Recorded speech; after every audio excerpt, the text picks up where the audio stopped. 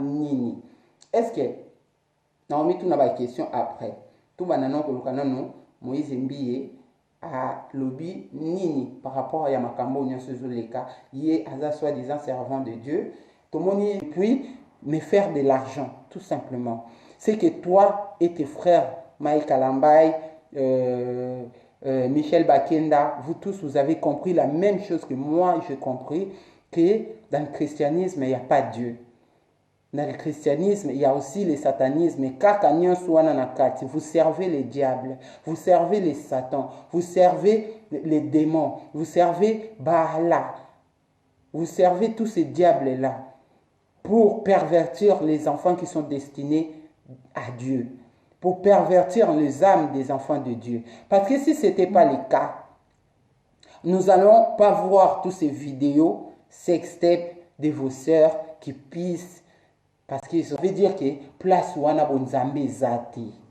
Mwana na nzamba zana bolingwa baninga. Na vivana ba ser, ba sambe la kanzambe soi-disant ba yembe la kanzambe. Na vivana ba frère, ba yembe la kanzambe. Mais bazana ba méchanceté moko na koyiko ndia bazolo ba ki makamba Moïse Mbie to lobela ngote to couvre-toi bien après tu prêches.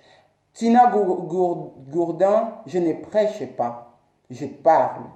Tu acceptes, soit tu ne passes pas. Soit tu ne passes pas. La musique est bongo. Bazana ba frère, ba sœur en Christ, ba yemela nzambe. Ba vivara ba vie moko koleka na biso ba obata mokili soi-disant na débauche. La débauche. Je l'ai expérimenté dans l'âge à 17 ans. Oui, Nabima, ma frère en Christ, il y a ma cassi. Ils ont fan belé. Ok, ils en ont rien à foutre de ce qu'ils disent sur Beyoncé.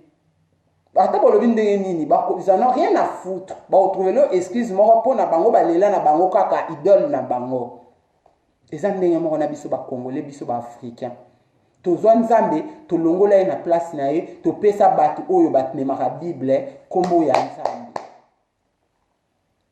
To komisa bango ba nzambe na biso, ba représentant de Dieu. Makambo mai kalamba ya sali eza makambo moko kokoza ultra grave. Ngana on dit matin que mobali ya betanga tina niveau wana. Et puis soki nazalaki soi-disant chrétien, na lingaki na exiger de mai kalamba des explications. Na lingaki na exiger des explications de la part de Mai Kalambay. Mais Mai Kalambay est venu avec l'orgueil. L'orgueil ne vient pas de Dieu. Moi, je suis orgueilleté. Moi, je suis droit cause à l'orgueilleté. Parce que Waneza parti oyo entre biloko yo babengani la diable na paradis, soi-disant. Entre biloko babengani la diable na paradis, l'orgueil faisait partie de ces choses-là. Mais bana nzambe alelo, bazon di mana bango ke frère moko boye, azoyela bango orgueil ya minene ya baluba, orgueil ya makasi, pas forcément baluba mais ba orgueil, baza ba orgueilleux. Oyo ka bango na bandako na bango ndenge ba solola, mais quand c'est en public, c'est autre chose. C'est autre chose. Mai Kalamba il veut s'échapper de cette histoire de frappage de femmes. Alingi a s'échappé. Mais il y a la vidéo dont tout le monde est moi nanaye. Moi nanaye moko abandé koloba. Laisse-moi papa. Moi j'aime maman. Moi je vais jamais taper maman. Est-ce que Zabiso Moutoloba la vidéo ana? Est-ce que moi nana pe bayebi ça qui a le babon parce que bazo filmer ou c'est toi qui voulais te donner encore une fois une image devant les gens et les enfants vu qu'ils sont purs, ils sont simples. Ayebi si au vérité na oyo il fallait oyoka. Partout dans le monde, partout où vous êtes, partout où vous êtes, Elengi ya Combat TV vraiment. Bonjour, bonsoir, na abonné bafa nyoso ya Elengi ya Combat Congolais TV. Bonjour à mon boss, on a appelé ça vraiment un pandi. Bonjour à mon boss, JP Kiama. Je salue mon boss, Balobi, boss des boss, Babi, JP Kiama. Bonjour, na Elengi ya Combat Congolais TV vraiment. Maman la zana, chaîne de chaque topo, il y a pas de JP Kiama, et boss des boss, il y a un danger. Donc, on va la zaki. Ya boss na biso JP Kiama nzambe na ngai ba boss bazali ba boss bazali Eh, JP Kiama, le boss des boss. Napesi d'abord bonjour te ba mbote belé na mo boss JP Kiama wana na kozangisa ote donc na ko lekate sana napesa mo boss JP Kiama boss des boss. Donc ce cas qui est intouchable, est-ce que ça vraiment intouchable Moïse Mbie? Est-ce que n'importe quand biso Congo occupé pour ça la justice moko eza sans influence, sans ba influencer en haut par la personnalité de l'accusé ou par le nombre d'abonnés dans sa page ou dans son église de l'accusé? Est-ce que l'église vraiment, l'église n'a biso ba chrétien, soit disant lelo, est-ce que ça vraiment ba makambo moko ya bien? Est-ce que ba maman ba papa, est-ce que bolanda kaka ba église christianisme bokendaka kosambela, est-ce que bokendaka kosambela nzambe oyo likolo na se ou bien na église bokendaka kosambela pasteur oazote ya bino? Est-ce que ba pasteur baza incondamnable? Ba question na nyonso to se poser en haut réellement. Bonjour Olga, bonjour Monica Makambo, Fabien Landula, Orgazi Mondele, Mi José la Reine, n'a pas suivi nos sur Mbote place Boza, Bozo Bundela, la femme de Valère avec ferveur et force. Et ça, nous aimons beaucoup, hein, nous laïcons. Donc, n'a pas suivi tendresse, n'a pas suivi Lokuta Mabe, bana moto pela bino nyonso na pesi bino ba mbo théâtre parce que vous avez vraiment ba vraie battante, ba vraie combattante, ya ba femme de valeur. Donc ba mbo na bino nyonso na ba obolinga ngaite na on continue na ba mbo te photo ça na introduction. Déjà na bandi première introduction na ngai et to aussi sango mais avant na kati il faut na pesa bino ba mbo te parce que sans bino toze loroté, sans bino makambo ya mobulu, sans bino internet comme malili. Donc na sepela na bino mi boza zala kaka ba vrai chocopic nyonso bino tout ba vrai chocopiki na kotanga bakombo na bino te na pesi bino bambote ya trop. Alors Yolande Molelo Maniango mbote na kati ya Belgique tozo sula masolo o eza réel masolo o eza actuel na Congo to komi na buzo bebele na basanse belé mais ba église ezo continuer ko tonda ba église ezo continuer ko sala est-ce que eza ba église wana moto ezo sala. J'espère que bozo kanga parce que na nganga te sono sa vidéo na solo la quoi to sur la biso nyonso. Donc j'espère que na nganga la bino na matoité, j'espère vraiment que bozo kanga pe bien na zo ba malembete mais to solo la ngo ba église comme belé na Kenya na Paris mutu tout même a na mboka na ovanda ba église ekomi nango ebele to komi ekomi lokwa mayibo mais tozomona ke église yango bato bazokende kuna mutu bakomi kosala makambo koleka kutu na bato bakenda ba concert afali bato bakenda ba musique ya mondaine entre guillemets makambo ezo sala makuna est-ce que eza vraiment ki bonzambe o biso tozo luka est-ce que tokenda l'église ko luka nzambe moko to tokenda ko luka ba pasteur mais est-ce que ba pasteur wana ba ote ya biso bazana bon chemin bazana makambo olobela biso kuma esolo est-ce que bazana molimo oyo biso tokenda ko luka santo oyo ke lelo to sala délivrer to sala enlever na ba mona biso na ba mal na biso o tozo vivre tous les jours bande ko na ngai na ye nanu tobanda nanu na lisolo ya Moïse Mbie tovandaki tomonaki makambo utaki koleka Mike Lamba ina mwasi na ye je suis 100% péniel hein bato belé bazo lobalango bato belé balobeli yango menga na lobelo ote bana makambo e bandi na tiaki yango ka na talaki yango bien mais na lobelo côté mais après wana to komona Elia na bimi na lisolo ya Moïse Mbie tomoni Eliane na lisolo ya Moïse Mbie. Donc tomoni Moïse Mbie azaki accusé par Eliane comme quoi ndenge zawana azaki na âge à 17 ans bakoma déjà kobimana Moïse Mbie et après au nyonso Moïse Mbie asali saye ablongoli saye bazemi ou bien ça tovandi tozeli toyeba tomona ba preuve parce que Congolais lingatambo na ba preuve mais même soko meme les preuves a resepela kaka te mais tozomona ba preuve ont été les autres se poser des questions est-ce que ba preuve ont eza vraiment réel est-ce que eza irréel est-ce que masolo Eliana Betty eza inventé ou est-ce que masolo wana eza vrai na omitia na place ya Eliane te na omitia na place ya Moïse Mbie te mais nazota est-ce que ba réaction ya batu yango accusé na accusante ndenge bazo se comporter tous les jours banda makambo bandi ti lelo nani azo se sentir culpabilisé na makambo eza biso population parce que juste après makambo Eliane oyo ebimi tomoni ba frère ba sœur banini babimisi banzoto na bango bolumbu na bango ebimi mois de janvier nano esili te mois de janvier ezalaka molai mais na mois de janvier tomoni makambo ebele 2020 est-ce que eza fin du monde 2020 est-ce que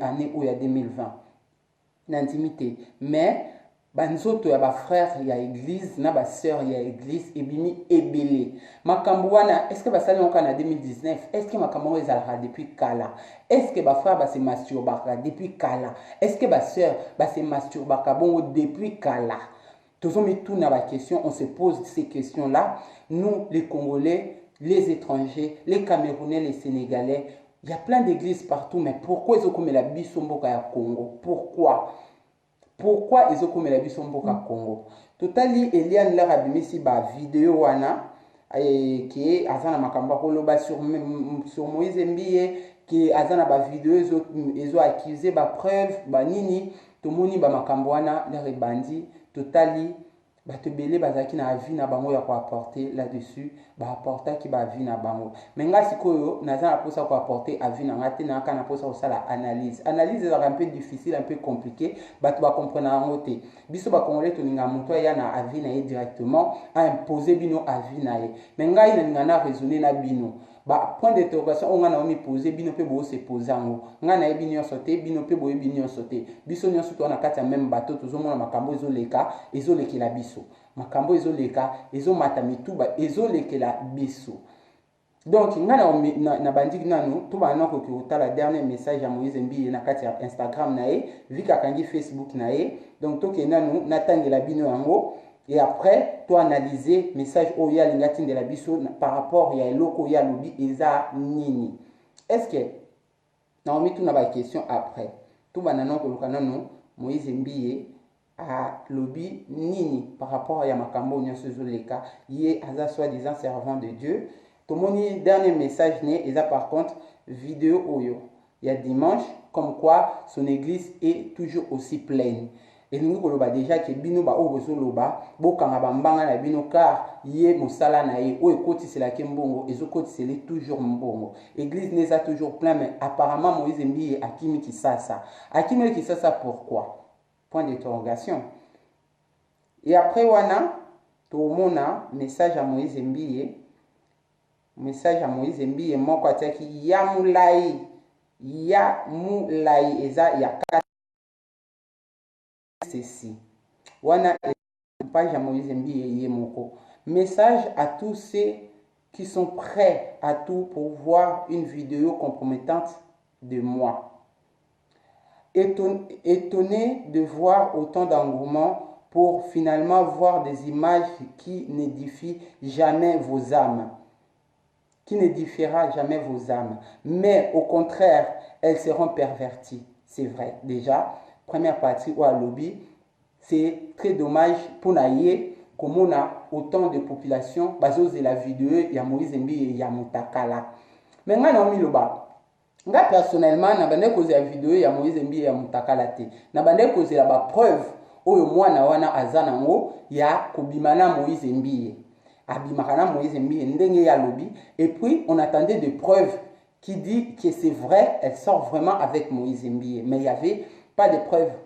Jusqu'à maintenant, on a vu la fille nue, on a vu la fille faire des vidéos. Elle nous a dit qu'elle a envoyé ça à son homme en question, entre mille guillemets. Ce n'était pas Moïse Mbiye, c'était soi-disant quelqu'un d'autre. C'est la personne qui a donné ça à Moïse Mbiye et c'est Moïse Mbiye qui l'a partagé. Donc, message Naya Liboso, est tout simplement bizarre. Bozo la vidéo, il y a Mutakala Moïse Mbiye. Mais tellement, comprendre, n'a pas frère en Christ, n'a pas sœur en Christ. Na bato ya théâtre na bato baza ya théâtre te ba comprendre que congolais alinga komona kaka Mutakala ya mutu balinga komona mutu en train de faire des insanités to moni yango la pluie de vidéos sextapes qui sont sorties depuis cette histoire c'est incroyable. Peniel s'est fait tabasser dessus, on n'a vu aucune femme sortir ces vidéos comme quoi moi aussi un jour j'ai été tabassé, j'avais pris la vidéo. Nous n'avons pas vu ça. On dirait que l'histoire à Peniel et l'équipe Kakabouye par rapport à l'histoire à la nudité ou Yokomi Koleka après. Femmes africaines, femmes congolaises, femmes internationales, respectons notre corps. d'une manière propre. Aujourd'hui, on l'a lati na oboye na lati oui, na lati sans soutien-gorge, oui, ils ont problème té, mais eloko nini esala ke botinda ba vidéo na bino ya mitakala na ba mibali, ba mama na ba tata, ya mikolo. Bozotinda ba vidéo na bino ya mutakala. Et toke na deuxième paragraphe parce que message eza vraiment moulayi. Message eza moulayi. Donc toke na deuxième paragraphe. L'union que vous formez pour voir une vidéo que vous ne verrez jamais, formez cette union pour défendre les valeurs que le Congolais a perdues. Ça c'est le message de lui-même. Hein? La détermination que vous avez pour voir une vidéo que vous ne verrez jamais. Ayez cette détermination pour réussir vos projets. La force que vous réunissez pour voir une vidéo que vous ne verrez jamais. Réunissez cette force pour dénoncer ce qui se passe à l'est du Congo. Le temps que vous mettez à chercher une vidéo que vous ne verrez jamais, mettez ce temps dans la recherche de la face du Seigneur pour restaurer vos âmes. Pendant que vous cherchez à voir ce qui ne rajoutera rien dans vos vies, les autres cherchent à savoir comment doubler ce qu'ils ont et devenir encore meilleurs. Si vous agissez comme ça, les choses importantes, Lumumba allait peut-être être en vie. N'importe quoi. La guerre à l'est du Congo n'allait peut-être pas exister. N'importe quoi. Le Congo allait être une grande puissance. N'importe quoi. Ça ne dépend pas des Congolais, ça. Vous pouvez encore devenir conscient si vous le souhaitez. Sachez également que je ne suis pas où vous m'attendez. Je suis dans le plan de Dieu. N'importe quoi. Une pensée à ceux qui prient pour nous, à ceux qui prient pour l'Église, que Dieu vous bénisse. Rassemblons nos forces pour défendre nos valeurs et notre beau pays. Le diable est un menteur. Bah, comme toi, Moïse Mbie. Rendez-vous le 15 tatati tatata parce que Moïse Mbie a un album qui sort le 15 février, le jour des amoureux. Je suis 100% d'accord que monsieur Moïse Mbie, tu te défendes. Je suis 100% d'accord que tu contres. Ça veut dire que tu te mets à la contre de la situation et tu t'exprimes.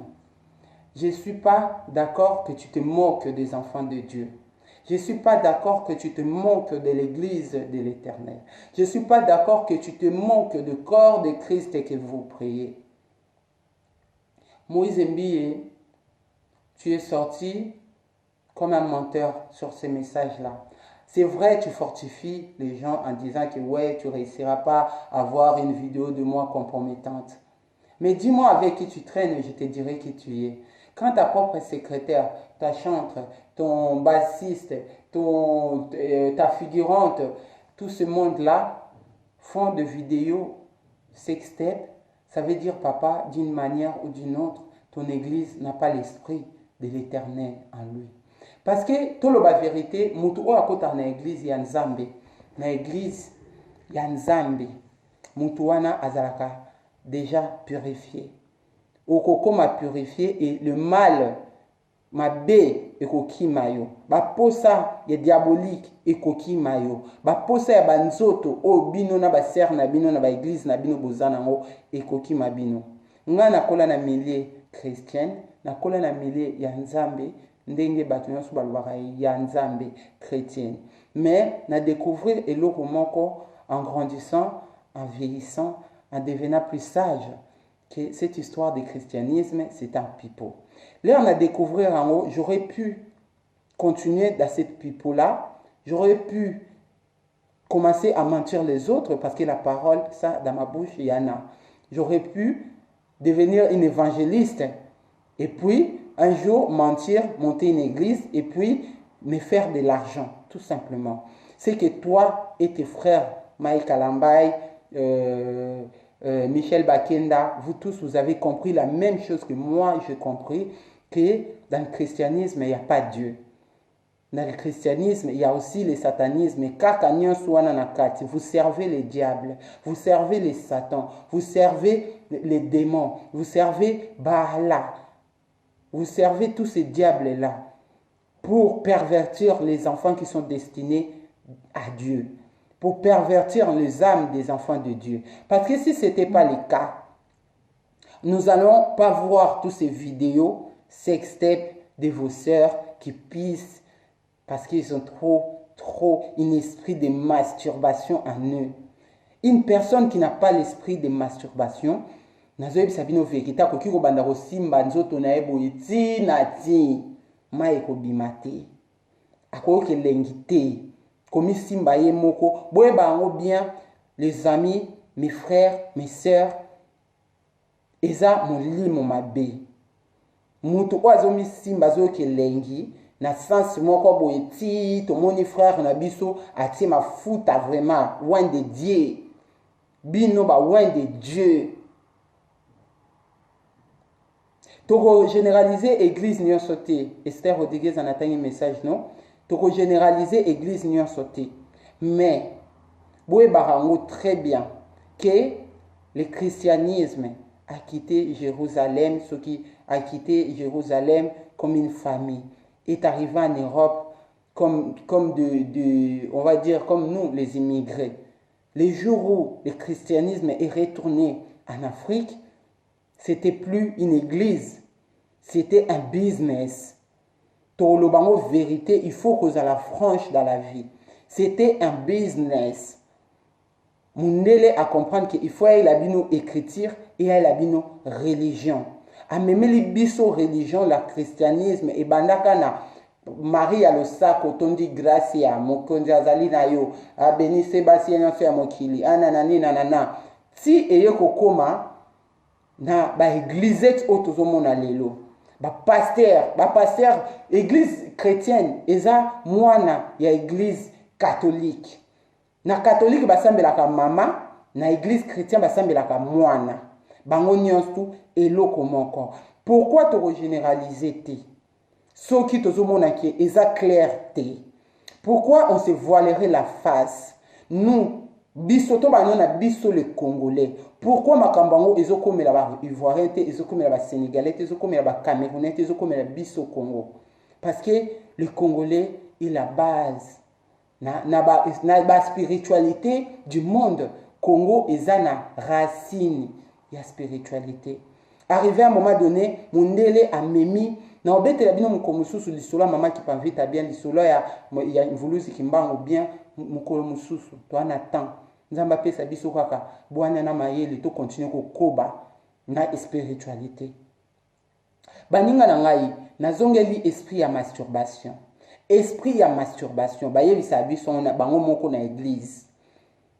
Est-ce que Michel Kalambai, ce qui Michel Kalambai, Michel Bakenda, est-ce que la prédication wana oyo bayebisaka biso na église,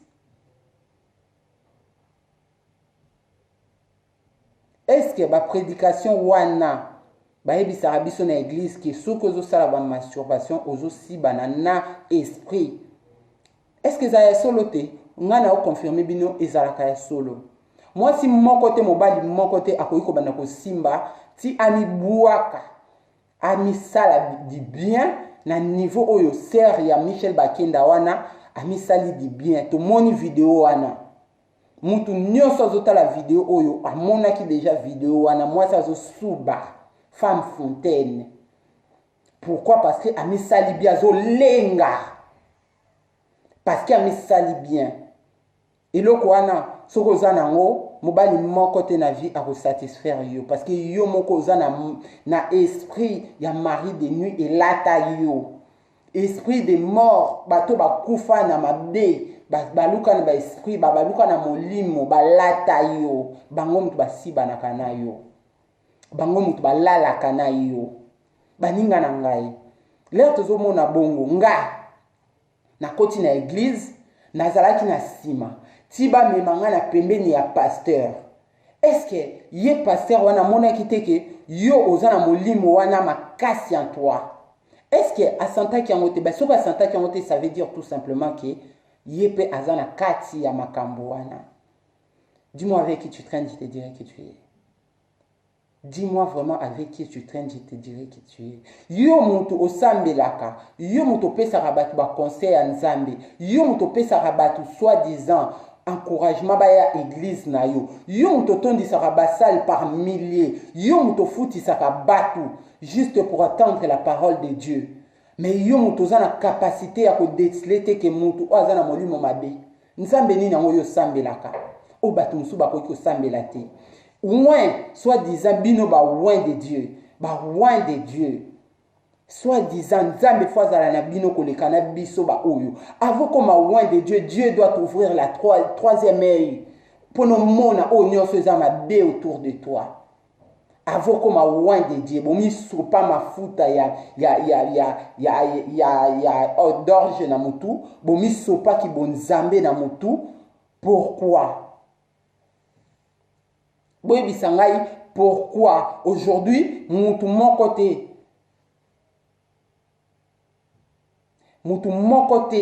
na mukilio yo akoki ko se permettre à loba makambo oyo ya Moïse Mbiye sans ba ebisayi que on touche pas à loin de Dieu, on ne mélange pas l'église et yé mutazo sambela. Mais au jour d'aujourd'hui, so to talimis to boaki misu na biso na Congo. To luki basali na Nzambe. To mona nani Moïse Mbiye. Soki to boaki misu na biso na Congo, to luki basali na Nzambe to komona Moïse Mbiye, il est partout. Il est dans la chanson, il est na yo kisi bino Ebenezer. Avant na banda na yo kisi bino Ebenezer. Ngai nazana nga loin de Dieu te, na ko se permettre te na mi pesi la ba charge wana ke ngai naza loin de Dieu.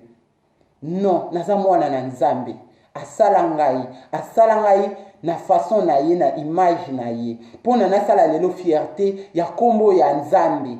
Pas forcément parce que nazo ebisa bino ke Nzamba lobi boye. Na ye kokosa bino na banzembo Nzambe. Ndenge tozomona lelo ba ser mususu balingi ba kokosa batu na ko prêcher la liloba Nzambe na miso ya batu. Pona ba laver ça l'image na bango. Non, na kotambola na bolamu na bolingwa baninga na façon moko boyeke na glorifier Nzambe. Muto kovanda pembe na koloba non lino sala ndenge nini. Ah, Nzamba za vraiment. Yango wana babengaka kozala mwana na Nzambe. Mais tokoma komona lelo ba sœur, ba frère en Christ, ba bandaka na ba chanson parce que eza première manière ya kokota na bandako ya batu et après bakoma ba évangéliste, ba pasteur, ba diacre na bolimbisanga na ba église bazo ba position moko boye royautique, on dirait que eza royaume, on dirait que eza eloko moko boye kango na mutu mokili bakenda ko yiba ngo pa ya mutu. Mais eloko nini ezoli yebisa bino ke batu wana parce que bazoloba bien maloba Nzambe ke baza ya Nzambe. Eloko nini oyo ezo confirmer bino ke baza ya Nzambe. Tokomona bango na misala na bango. Est-ce que misala na bango eza bien?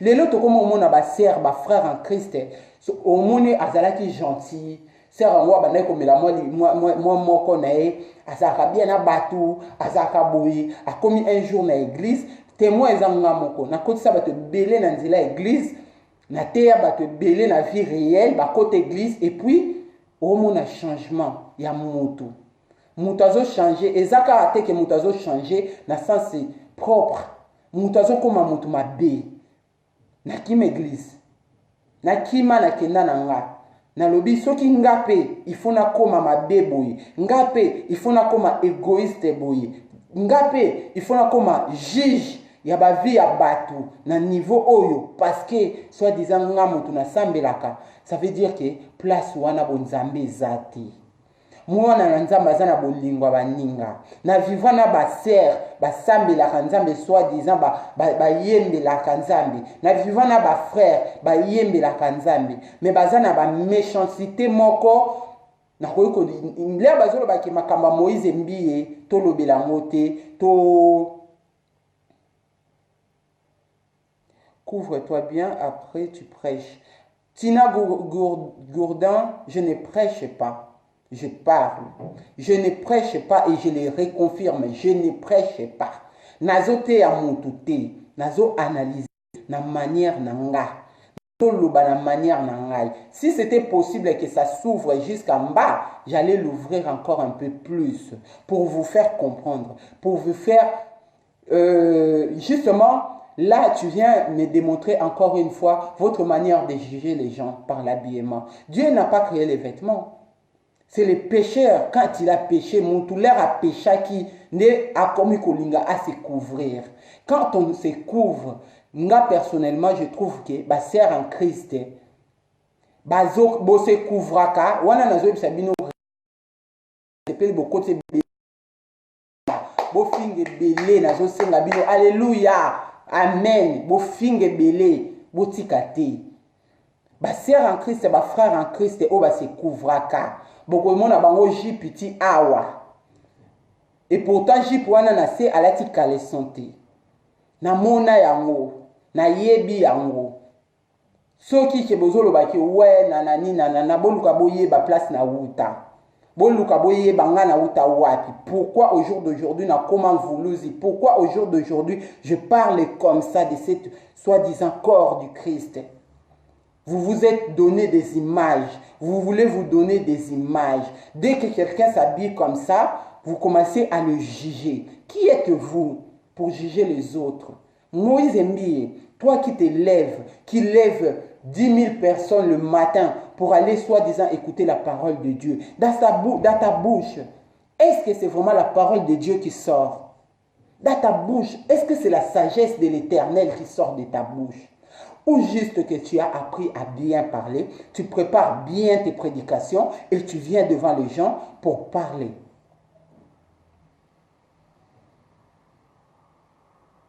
Ozoloba kombo ya nzambe oza moitié nu. Merci beaucoup. Nazoloba kombo ya nzambe te. Nazopesela bino sagesse. Nazoloba kombo ya nzambe te. Nazopesela bino ouverture des yeux. Arrêtez de regarder les gens. Nalati boye exprès. D'habitude nalata aboyete. Nalati boye exprès pour vous choquer. Pour vous dire qu'on n'a pas besoin de se couvrir pour parler de Dieu. Boromona bandumba libanda. Bokomona bandumba libanda peut-être bazana bango ba ouin. Bokomona mwana moko azo souffrir na vie. Souffrance c'est comme si ki wele. Souffrance c'est comme si liboma. Peut-être ye wana nde mutu akokota lola yo kokota lola te. Bino bokanisi mutu soka lati bilamba moko boye ezo projeter image moko boye image wana eza mutu wana elamba na nzoto ya mutu ekotaki lere mutu alati lisumu. Nzambe asala mutu yango bana babotamaka mitakala. Parce que soki nzambe asalaka mutu na elamba alingaka bota parce que ye moko le créateur ayebi ko créer. Alingaka créer mwana mokie na nzoto na ye déjà na mwa voile moko boye. Ezo couvrir voile na nzoto na ye. Comme ça la ko bima ba jamais na vie na kotikala mutakala parce que nzambe créanga déjà na elamba. Soka salaka mutu mutakala elingi koloba ke mutu aza pur mutakala. L'herbe koma ko se couvrir. L'herbe koma ko milati saki bonzambe na bilamba na bino. Ba comportement na bino na kati échangeaka. Tozo mona lelo ba sœur ya Christ, ba frère en Christ na ba débauche totale. Michel Bakenda alataka. Michel Bakenda alataka, mais l'air nzamba lingaka la sabino bosoto na ye, abimisi ye nu. Abimisi mutakala na ye loko o eza sacré na nzoto mutu na vie ya mutu, mutakala na ye libanda.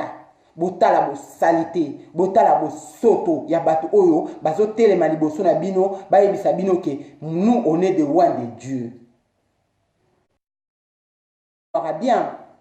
Lelo na obeta masolo na bango ba christianisme na ba mitakalisme na kati ya communauté na biso congolais ça commence à bien faire.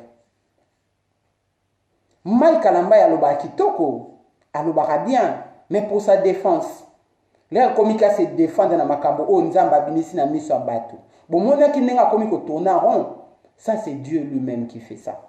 Nzambe ye moko muta yebilera kiti saka moto mais tellement na molimo dans l'écrit soi-disant na molimo soki oza déjà na batu ebele oyo o sacrifier milimo na bango ata nzambe abimisi yo boye ozala toujours na quelques personnes oyo bako soutenir yo. Pourquoi? Parce que bango âme na bango, esprit na bango, eza déjà vendu. Eza ndenge moko au jour d'aujourd'hui, ban ebele bakola na ba idole.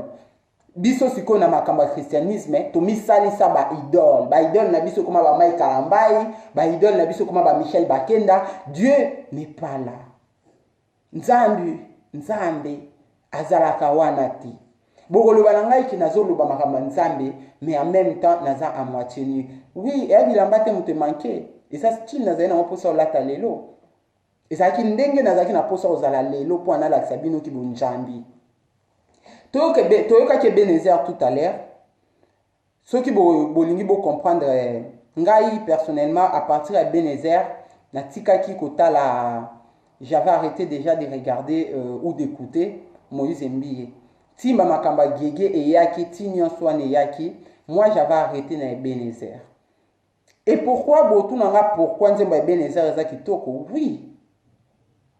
Nzemba Ebenezer eza kitoko makasi.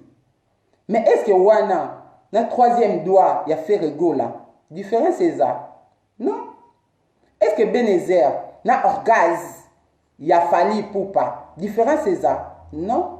Ebenezer jusqu'ici, tu es avec moi, malgré mes torts. Oh, nous avons besoin de sexy, nous avons besoin de esprit de séduction, nous avons besoin de avec un esprit de débauche. Nous avons besoin de Nzambe. Pourquoi? Parce que Kofi Fali, tout ça, batia bakumba batu. Yangwana bolobake Moïse Mbie ayembelaka Nzambe. Ngai banzema Moïse Mbie nyonso na place à Jésus ou Dieu ndenga lobaka ou autre. So na te komba chéri na nga na yembele nzembo kitoko. Na yembele nzembo kitoko. Jusqu'ici, tu es avec moi malgré mes torts. Kotika ngaite molimo santwe kobwaka ngaite oh asolela love nzambe te bazotindela bino ba mauvaise onde bozosambela na banzembo moko boye ezo glorifier nzambe te toloba vérité soki lelo bamakambo ezobima ebele kaka na bafrère à église.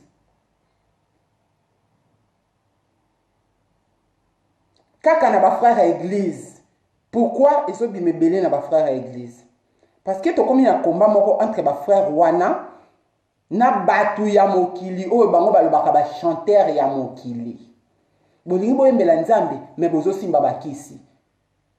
Bolingi boyembela Nzambe mais bozo simba bakisi. Bolingi boyembela Nzambe mais bozo sala ba franc-maçonnerie. Bolingi boyembela Nzambe mais bozo sala ba orgie. Bolingi boyembela Nzambe mais bozo yembela bala obiso tozo yembela. Mais en même temps olebo kanga minoko na bino bozo dénigrer biso.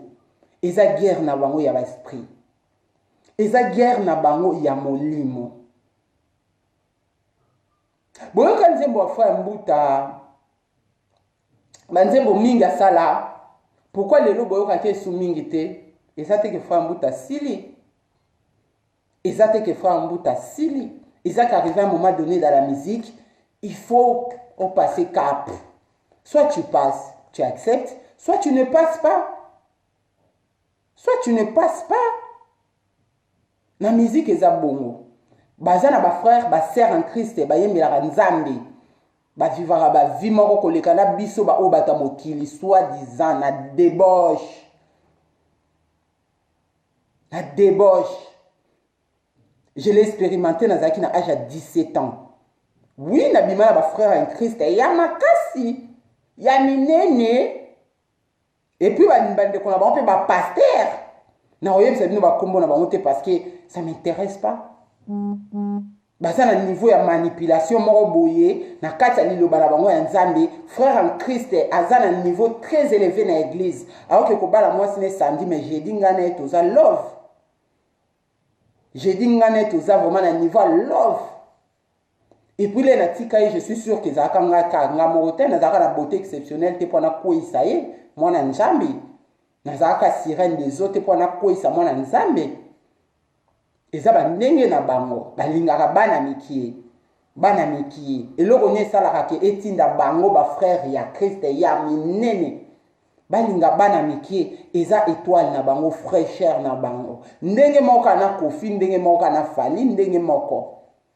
Mais pourquoi tout le monde a banzoto ba frère wana te? Mais pourquoi tozoka ba débauche na ba vie na bango te? Wera son avant na mapata depuis kala fali kuta balola kutu koleka na Jésus balola ndumba koma mwasa libala kokonde moko na Jésus.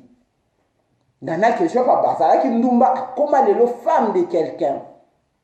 Mais tozo mona ba buzo ba bongota, tozo ka ba ona buzo ba bongota.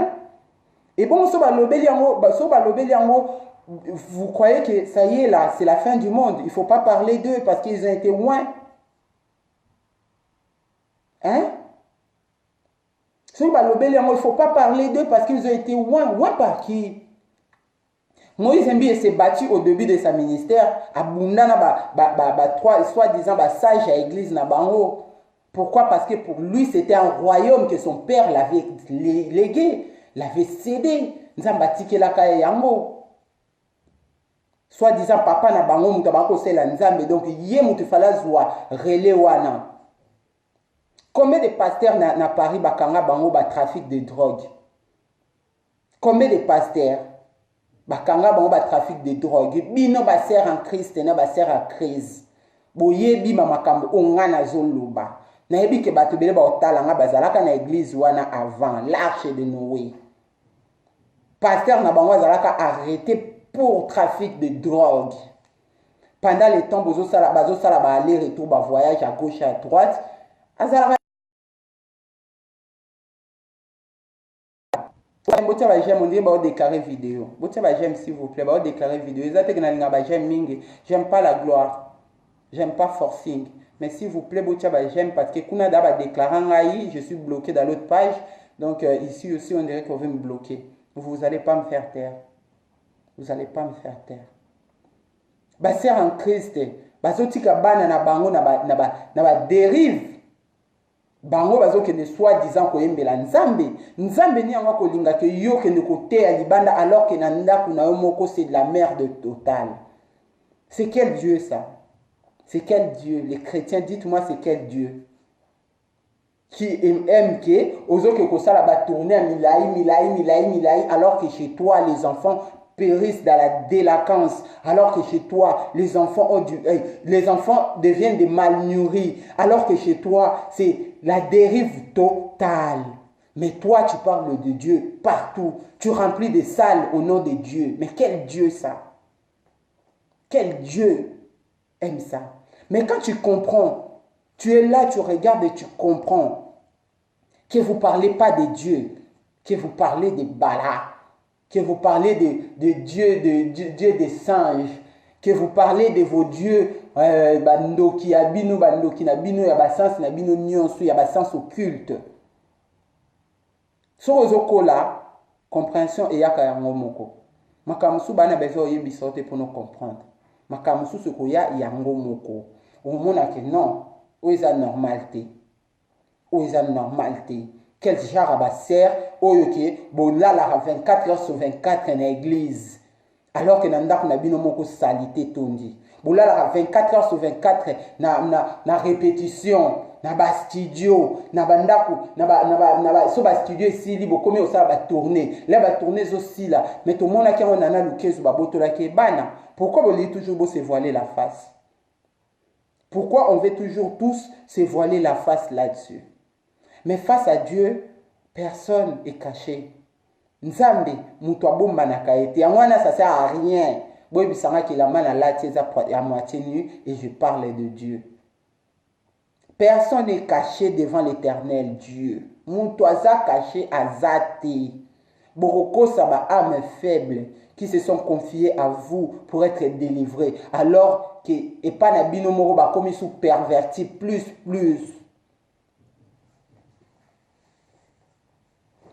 Ba image oyo eko pervertir bino. Yemo mutalobi ango. Bolingi bomo na ba image oyo eko pervertir bino. Après ye équipe na ya ba chien, ba tombo ki ba bimisila bino ba image ya perversion. Bazo buaka na ba sens nyonso. Basala kana bango ba sex tape, basala kana bango ba bolingo na ba video cam, basiba na kana bango na ba femme mariée, babima kana bango na ba homme marié, bazana bango ba PD, bazana bango na nyonso wana, soit disant bana na nzambe. Pourquoi bolibo ya kokosa batu? Pourquoi na vanda na ngana osala ba direct na ngai, ba sœur en crise, on a ebaka avant ba frère en crise. Bon, comme la ngana lino na ba direct no jamais yoka ba nzembo nzambe. Nzembo nzambe za wapi? Boyebi sanga nzembo nzambe za wapi? Parce que ngana na yoka Fali, na yoka Ebenezer, na yoka soki ba wana mususu la kisabat bantaba. Na koyi ko expliquer bino signification ya taba na image. Pourquoi batia on a ba image et tout? Ya tiango bino bobo soni saka ino boss o atie tabawana la tie couronne azoktumbo la Fali. Non. Taba eza signe ya mabe, eza signe ya démon na bango réincarné. Mai Kalamba ya zana démon wana, Moïse Mbi ya zana démon wana. Atiaka ngope bazo tia ngope na ba vidéo na bango bazo la bino ba signe satanique, le diable et le satan, la franc-maçonnerie n'a pas de lettres écrites. Bozo obligé ta koma ana franc-maçon pour ba koza franc-maçon. Bango ba vivaka na ba signe, langage na bango, message na bango c'est envoyé avec les signes. Ba signe ya ba franc-maçon, ba signe ya ba démoniaque, ba signe wana eza ebelé na ba nzembo chrétien. Ebelé. Eza ebelé. Et puis vous constatez que ça n'a aucune inspiration mo bazwa kaka boye. Non. Les inspirations bazwa kaka boye, ils sont obligés de faire des choses, ils sont obligés d'envoyer des signes à leur adversaire, à leur concurrent. Si bozo tala ba vidéo na bango bino pe boza perverti. Na banda ko na bino ba problème ko la bino. Ba oyo baza perverti en esprit et puis ba comprenant l'esprit de perversion et ils vivent bien dedans. Bango mutu ba évoluaka na milieu na bango chrétien. Et puis ba obatikali ba taba na bango, ba meme na bango, ba brebis de l'Éternel soi-disant. Et ça na ba molimo na bino nde mutu bazo travailler. Na ba étoile na bino nde mutu bazo travailler. Ceux qui étaient destinés à être les enfants de Dieu, qu'ils ont été pervertis par les pasteurs, les diacres, les bango nyonso wana. Ba pasteur baza ba premier pervers na kati ya France. Pourquoi na France awa na Europe ceux qui mutu mo ba kangiye o aza violeur d'enfants ou autre ba pesa bango ba peine mingi te. Ba le kapena na bango le kana mo yibite na moteki diamba te. Pourquoi? Parce que ça ba makambo na bango ba origine na bango ça ba contrat na bango. Mais ceux qui ont exagéré na ngo ou bien ils ont un contrat moko boye au signer qui aurait réussi ko sala ngote. Yango ba bimisa bango na poisa. Yango na ba bimisa bango na poisa na éviter ce bozo comprendre ngai. Moïse Mbi a joué déjà niveau level très élevé hein, côté spiritualité. Level nae niveau nae est très haut. Na côté molimo. Yangwana ti lelo to ana ba défenseur ya Moïse Mbi. Tout ça na ba défenseur ya makasi na Moïse Mbi. Mais ceux qui bozalaka bana moko bozana clairvoyance. Ceux qui bozalaka na façon moko boya komoni la makambo. Makambo ezoleka lelo elinga ki étonner binote. Elinga ki étonner moto moko ti. Mais tellement to linga kozala ba fana bato, to linga kozala fana nzambe te, to linga kozala na ba idole, to linga kozala na bikeko moko boye bazo représenter nzambe. Na ba soit selon ba code na biso o batela biso na mokili oyo.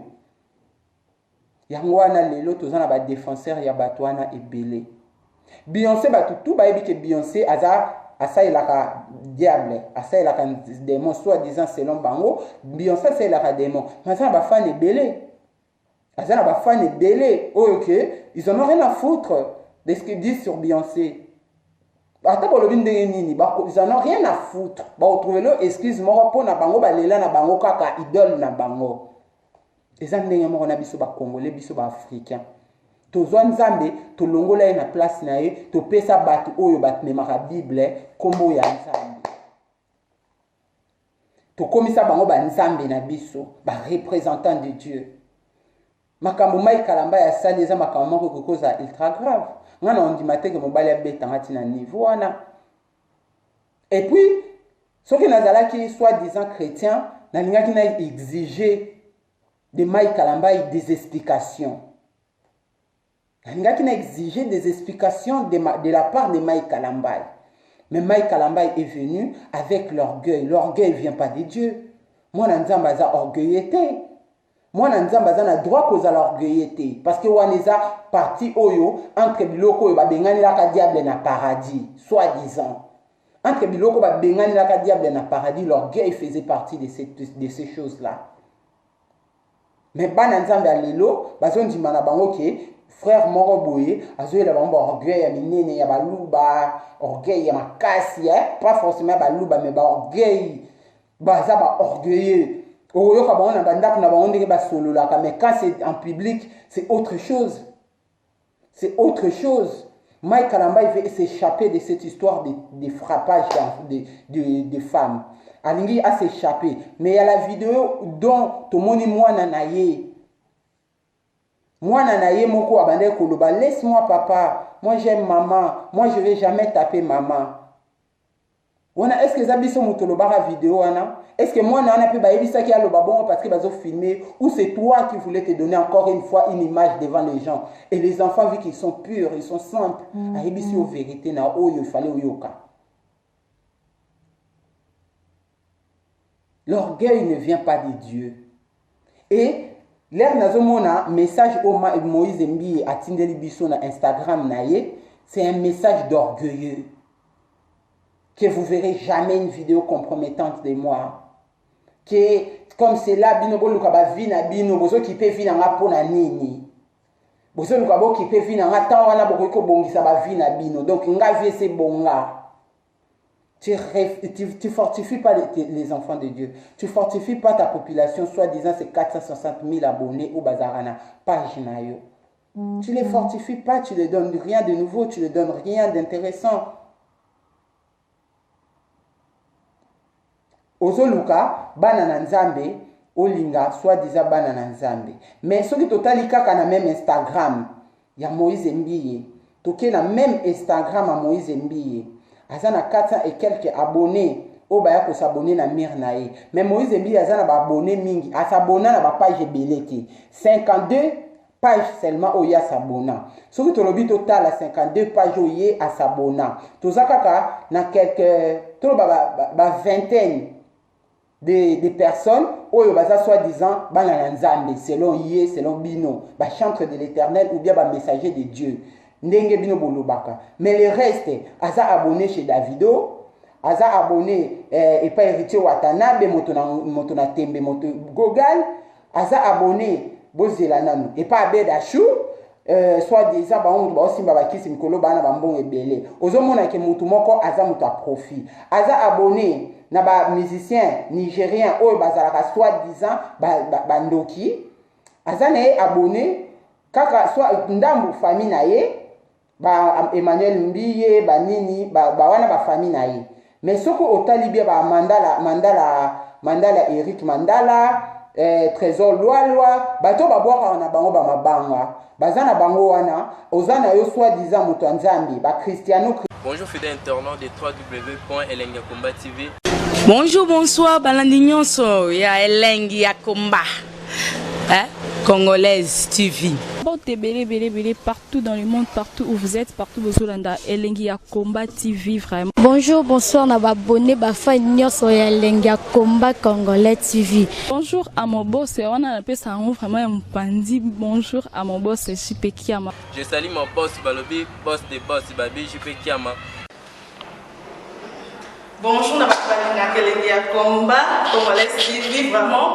Maman la zana, chaîne de qui topo, il y a pas de JP Kiama ta ay boss de boss ya nyama ya danger donc ba samta longola zaki bu ya boss na biso JP Kiama nzambe na ngai ba boss bazali ba boss bazali JP Kiama les boss des boss. Napesi d'abord bonjour te ba mbote belé na mo boss JP Kiama wana na kozangisa ote donc na ko lekate sana napesa mo boss JP Kiama boss des boss.